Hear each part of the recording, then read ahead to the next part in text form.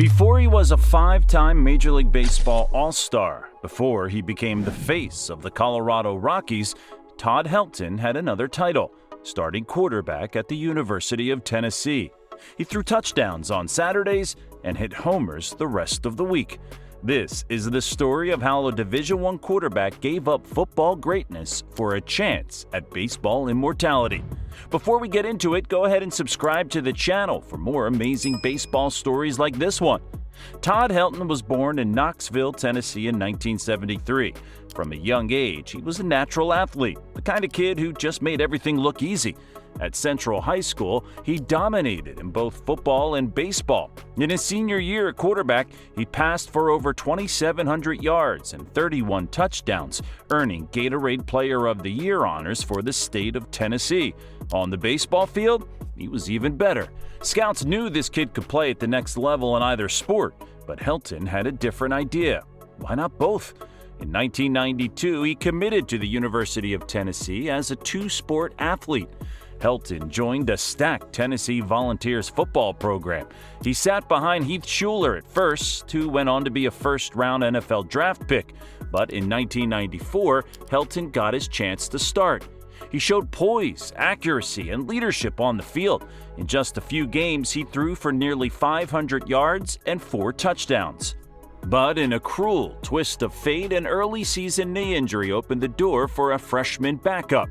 His name? Peyton Manning. Peyton took over, never gave the job back, and went on to become one of the greatest quarterbacks in NFL history. But what did Helton do? He pivoted and started focusing full-time on his other elite skill, baseball. Even while he was quarterbacking the Vols, Helton was crushing it on the diamond.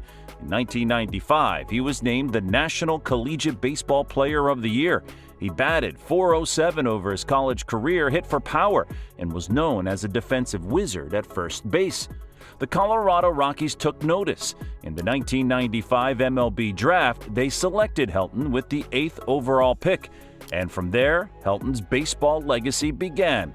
Helton debuted with the Colorado Rockies in 1997, and by 2000, he wasn't just good, he was unstoppable.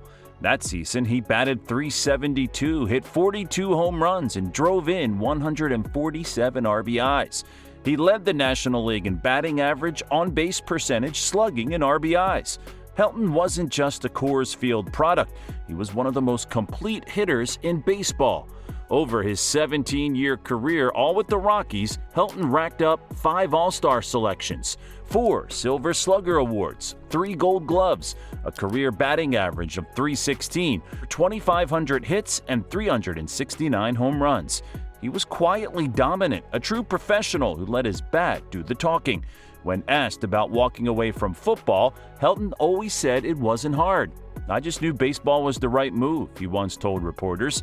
He had the arm, the IQ, and the leadership for football, but baseball offered a longer career, less risk, and his true passion.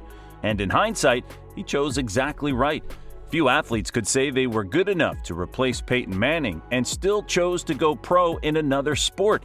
As of 2024, Todd Helton is right on the edge of making the Baseball Hall of Fame. He's climbed the voting ranks year after year, and many believe his induction is only a matter of time. He was the greatest player in Rockies history and one of the best pure hitters of his generation. Football fans might know Peyton Manning, but Rockies fans, they'll never forget Todd Helton. Todd Helton's story is one of versatility, resilience, and raw talent. From Gatorade Player of the Year to D1 quarterback to Major League Baseball All-Star, he walked away from a promising football career to chase greatness in baseball and became a legend in the process.